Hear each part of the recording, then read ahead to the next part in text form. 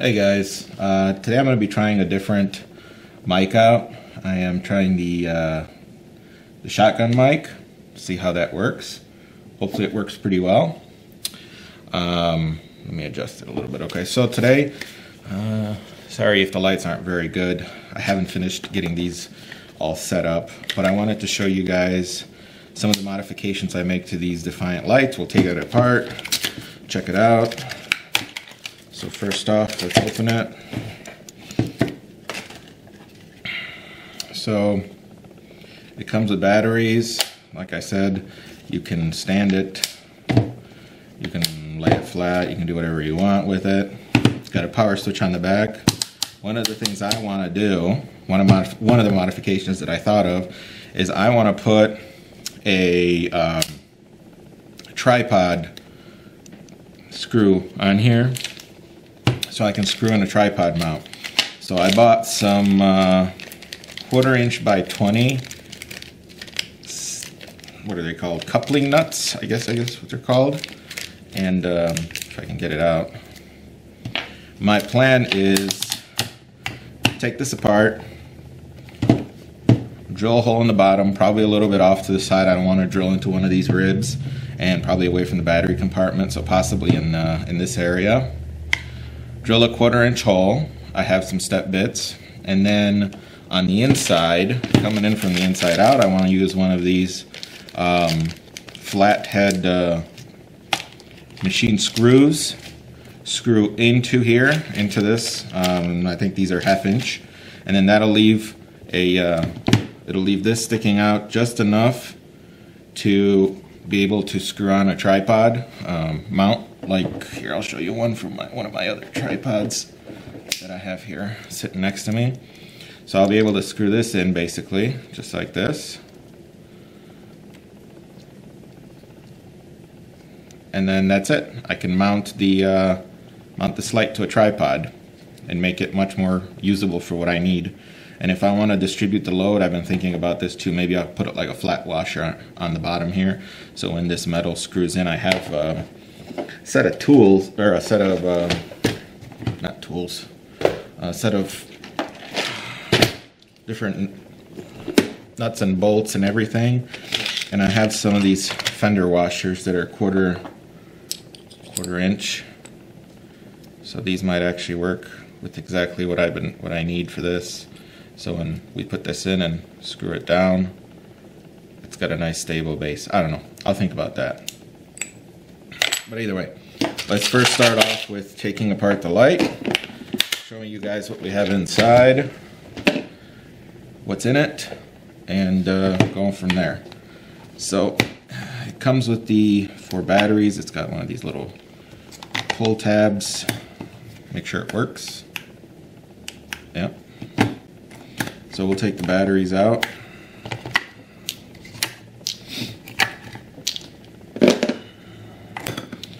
And this one seems to have a lot of those decorative screws all over the place, here on the front and all over the place to make it look, tough or whatnot. But really, there's only 4 screws on the back, and then these little corner rubber pieces come off. So I take these screws off. Once I get these lights fixed up, I'll be able to put them on tripods and stand them on either side of the camera, and then we can get some really nice light set up. But I want to be able to get that done first. So the screws came out. They have rubber over molded on what looks like nylon because it's white. And then the whole back comes off. You have, pretty simple, you have a switch mounted here. You have what looks like a heat sink. And then looks like you have a couple of transistors, a couple of capacitors, some resistors right here, and some anonymous chip, and then that's really it. One of the things that I did do on the other one, and I'll show you guys on this one, is I pretty much let this run for a little bit, and I felt the components and felt what actually felt the hottest, what passed the most amount of current, and it was actually these 3 resistors. And I have, in one of my little toolkits here, I have a bunch of self-stick heat sinks, aluminum heat sinks. They have a sticky bottom on them, and basically I did this with the other one too. I cut it in half, and here's the other half. And what we do is, because this is self-stick, and if we're real gentle about it and everything, we can stick it right on those resistors to make sure you don't short anything out, and it'll stay on there pretty well, and it really absorbs the heat, so that'll just increase the longevity of the circuit board here. And then let's dive into, these are these silicone wires. They're really nice, and they have disconnects on the back of this board. What I kind of don't like, maybe this just screwed in too much, so let's take it out. Let's take this out. Take it out like that. If you look at it, I don't know if you can see it or not, but this board is bent. I kind of don't like that. I just noticed that right now. So let's see if it's something. I'd have to use a different. This is my lineman screwdriver. Take this screw out. Put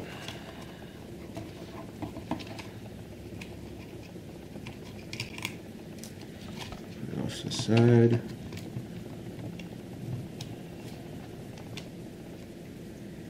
We take these 2 screws out, and then here we have the switch, little rubber grommet. Push into it, pushes on a surface mount. Fairly nice, large, beefy switch, nice and clicky. Now that I took the board out, it's not bending anymore. It's not, well, at least it's not permanently bent. I don't know if you can see that or not, but it doesn't look like it's permanently bent, which is good. Let's get it back into position here. This has 3 little pieces of plastic to help. I think I know what the issue was, possibly. But this has a switch. Looks like it has a little raised area, I guess you want to call it. And it looks like you have to put it in a specific direction, because these other 3 sides have molded in pieces. And then if we put the switch in,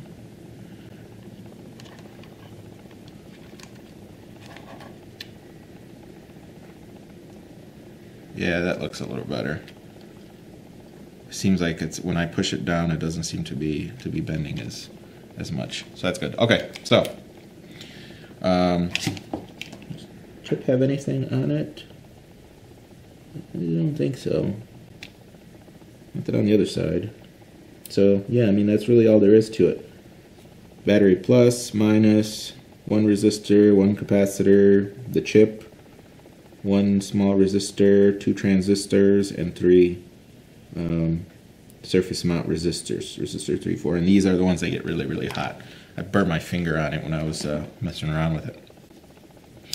Okay, so let's go to the just off the side.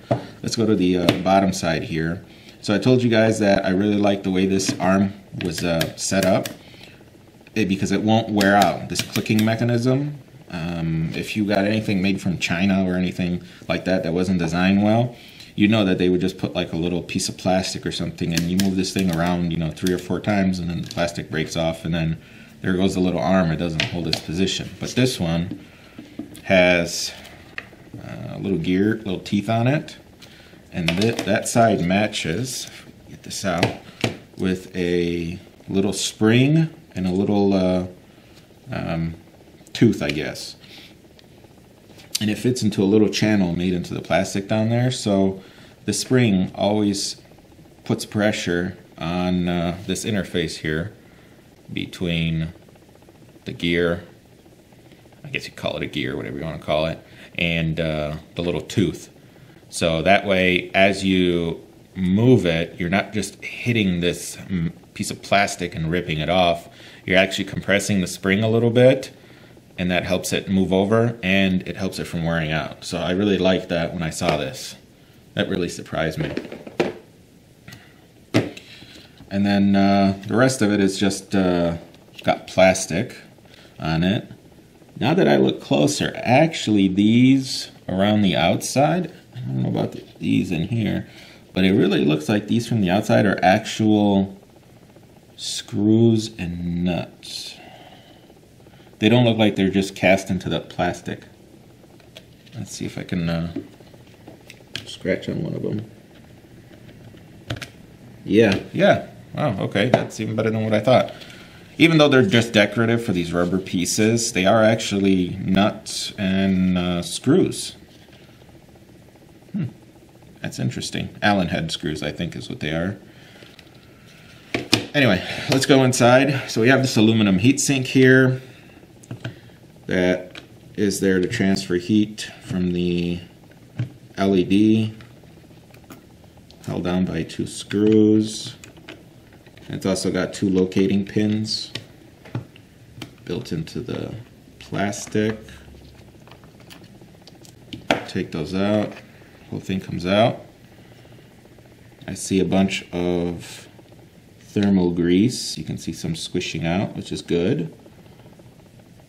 And it's marked very well, ++. It's got 10 LEDs on here, surface mount, and I think he's got 2 inside of each one by the looks of it. Still that same really nice silicone high temperature, you can see that it's moving, silicone cable. Looks nice. A decent size heatsink. That's pretty nice. And then here on the front, you have this diffuser lens, and then you also have a another inside plastic piece that helps line up the LEDs in the middle. So it looks like that if I took these screws out of the plastic, the silver piece probably comes off, and with that comes this little plastic diffuser lens on the front, and then this little white, I guess you call it a reflector on the back. Okay, so what we're really interested here is making this thing work with a tripod. So if we go on this side, it'll have to be on this side because I don't want that I don't want the standoff to be on this side, so I can't close it up completely. So it'll be on this side, and then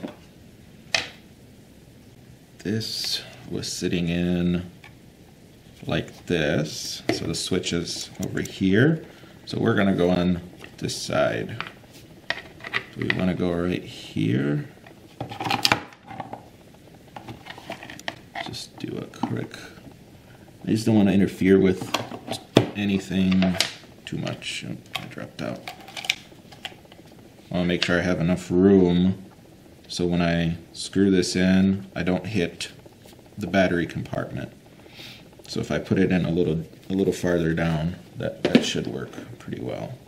Okay, so now let's drill the hole in this. I got my step drill bits here. I'll start with a 1/16 drill bit, and then I go to the small step drill bit. I love these step drill bits. They're awesome. Let me go get my drill.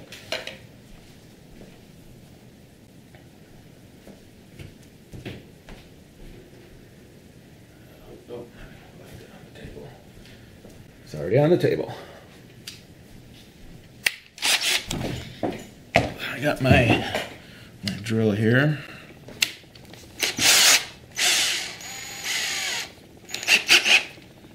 Okay, so I don't really want to hit this rib because there's a little reinforcement rib here on the inside. So let's see. because I got two options of doing this. If this option, I forgot to tell you, if this option, and I like the standoff, the steel standoff better, doesn't work, I also have these 1/4 inch by 20, what do they call them? Connecting cap nuts. So basically, if I can get this thing out of the bag. Yep.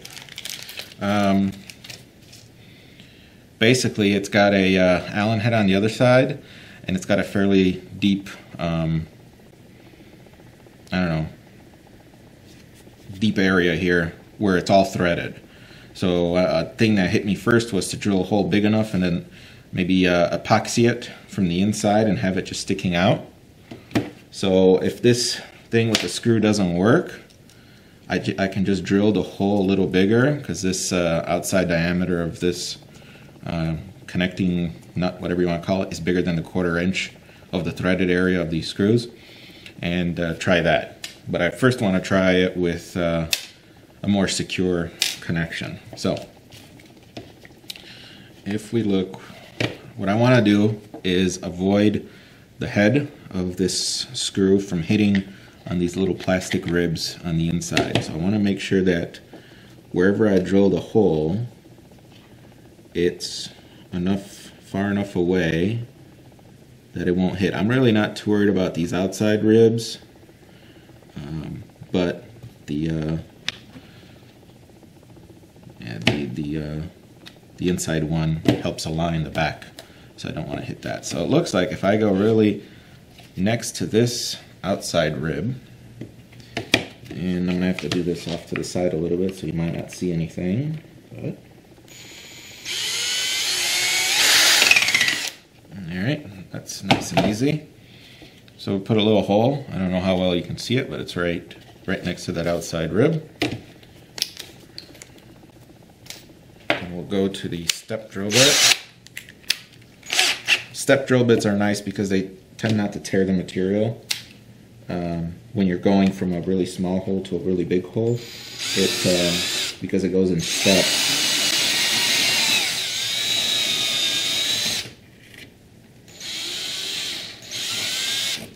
And it leaves a nice finished edge on both sides. So there we go. We got the little hole in there. Okay, put this off to the side. So now if we take this screw, we put it in, it looks like it lines up just the way we want it. Only problem I can foresee right now is this thing's going to hit on it a little bit, but that's okay. It'll actually help hold the screw in. And yeah, I don't know, I need a wrench, so I'll be right back. I forgot to grab a wrench for this. Let me see if I got something. Okay. So I got something here that should work. So the one thing I do want to do is I want to clean up this little plastic rib just a little bit. Should give me a little bit more space, and should keep the this connecting hex nut, whatever you want to call it, should keep it nice and flat on the surface. So if we go back in, put the nut in, this in here, and then what I got is, I know it's not the right size, I'm sure it's standard or something, but I have, let's see if this will fit. Yep, I got it 10. And if this loosens up, I'll take it apart and put a little bit of glue, or I mean, if you're really, you know, put a little bit of thread Loctite on it or something, that'll keep it from backing out. But if you tighten it up really, really well, and I might use my drill here just to help out. I can hold this in. possibly. Might not be able to. The angle might be a little funky. Oh no, looks like I can. So I can just use my drill.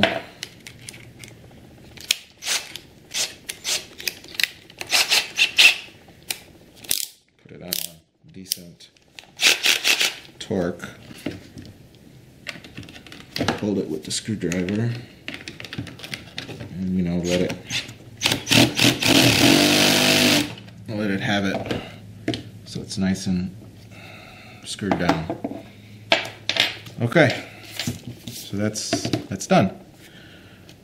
Now we put back the LED. You can see, actually I'm gonna put a little bit more thermal grease. See if I don't want to put my expensive stuff. I have some Arctic silver here. And I think I have some a little bit cheaper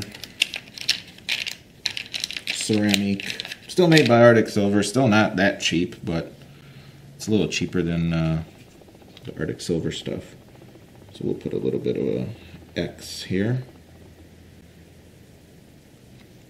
If you guys don't know, when you put down thermal compound, especially on like CPUs and stuff, the best way from the research I've seen is, and I'm sure it doesn't matter here, it's to put down an X. Because when you put down the heatsink, let me get this thing stuck here a little bit, and you put down the pressure from screwing it down, what happens is that the come on, settle down in there.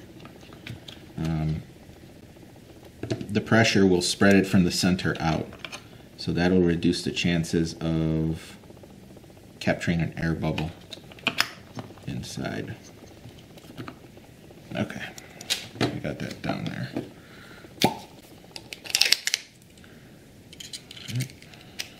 Of course, it's just an LED, it doesn't even matter, but I don't have any other heatsink readily available on hand. So one screw goes right here.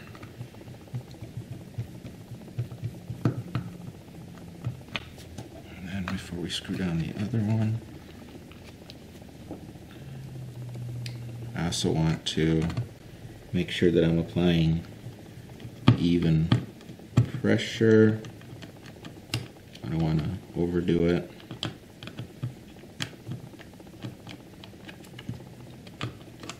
But without enough pressure, you're not really holding on that. Oh, it's off center. You can see it.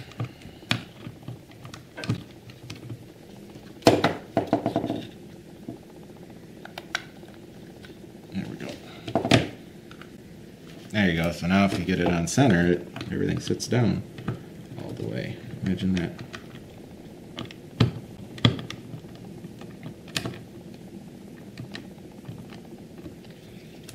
Alright, so I got a little bit of squeeze out, but that's okay. Alright, so let's put everything, let's try it out first, make sure everything still works. I'm sure it does. Put some batteries back in the back compartment. I haven't done anything that would warrant it not working, but I've had worse luck before. So who knows, right? And we'll plug in the little plug here. Light positive. Oh, there it is. It's on. That's good. I can feel the heat transferring, which is good. And then that's really hot. I don't know how hot that is. I don't have a thermal camera. These transistors aren't getting very, very hot. I do have an infrared thermometer. Yeah, see, I can keep my hand on these for a while without a problem on those transistors. But on these resistors, no, not at all. So let me get my infrared thermometer and we can see how hot those are actually getting. Okay, so I got this infrared thermometer. It says the room is 67 degrees Fahrenheit.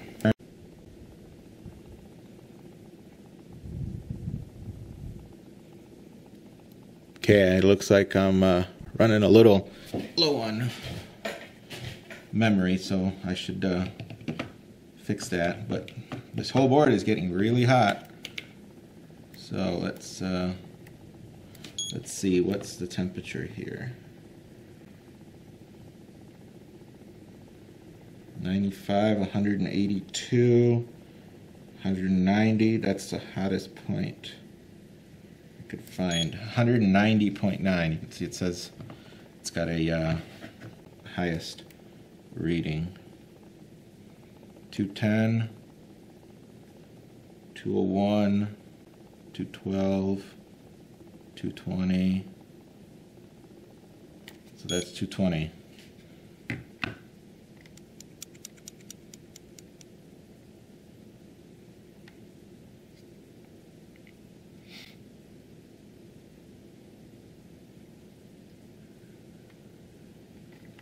So what is that in Celsius here? 102.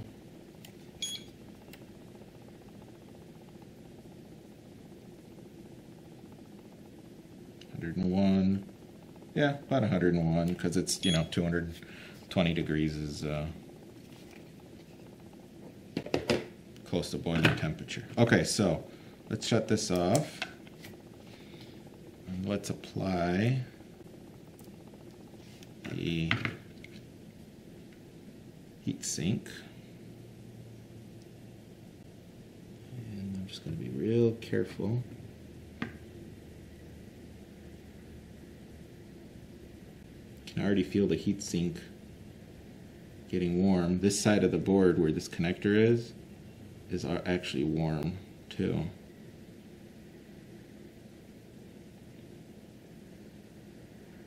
Yeah, this heat sink is just really drawing the heat out.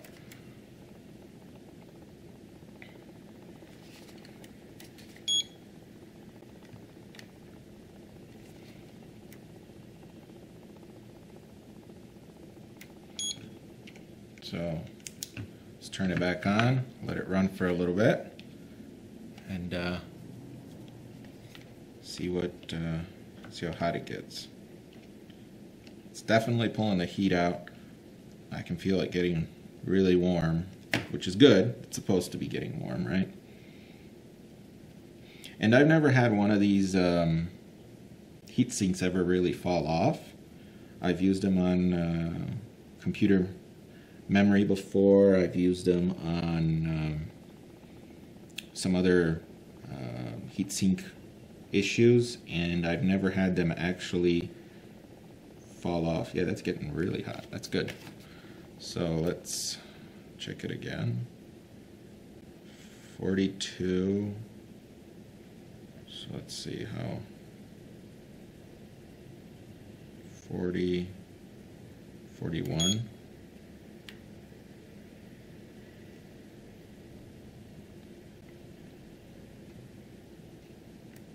Celsius, by the way, not Fahrenheit. So we got 107. I'm just trying to see what the highest temperature is. 111, 119, 119, 119 is the highest.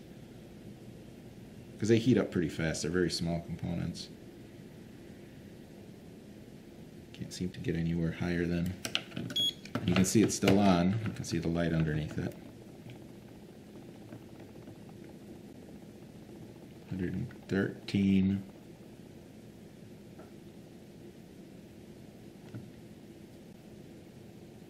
17. So still nothing hotter than 100 and... Oh, I got 125 there somewhere. But better than 201, right?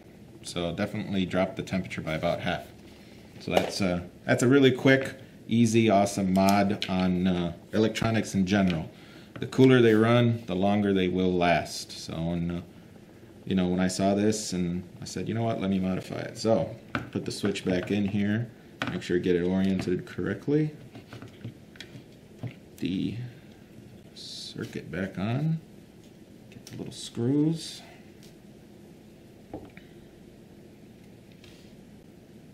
Nice and tiny little screws here.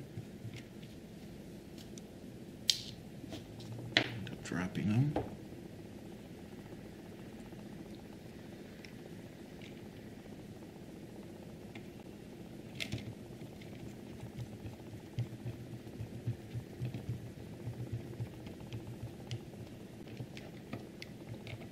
Screw it down.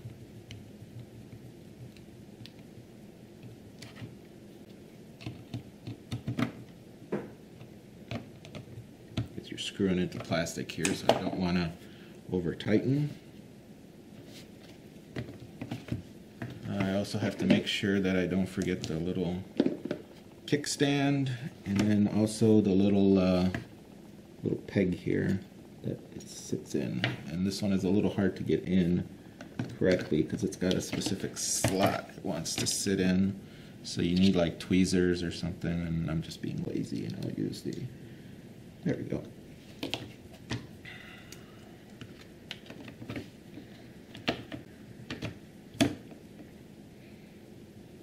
Okay, just back, oop. And what am I doing? Oh, wrong way. There we go. Nothing seems to be hitting, it's good. Everything's out of the way. Heatsink doesn't hit anything. Put it back. Take the screws here.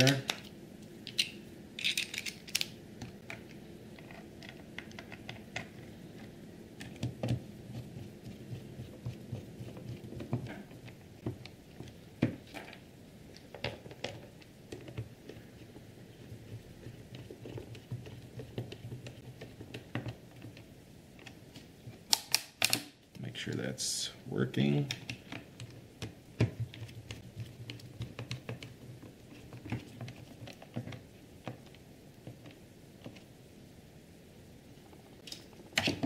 More screw. Put the corner bumpers on here and should be good to go. So there we go. Neat little light. Like I said, I really like this light. When I saw it, I actually just went back to Home Depot to get a couple of extra stuff, you know, the screws and everything. And the area where they had these lights is completely gone. There's nothing there anymore. So these are very popular. And there you go. There's a mod. You can still use everything on it because of this. The threaded area is completely out of the way. It's standard thread from a tripod, so you can easily screw in a tripod mount here and do whatever you want with it, and you can just hang it on upside down. It doesn't really matter, it's just a light, and use it for lighting your subjects, I guess, whenever you're shooting video. So there you go. Hope you guys enjoyed this tutorial. Let me know what you think, and if you want to see something else. I think next time we might tear into, I don't know, maybe we'll tear into that other light, into the small one, or we might tear into that little, the little mini tripod, so I can show you how it's put together, and the quick little modification I made to it that helps it be better than what it actually is. So, all right, guys, see ya.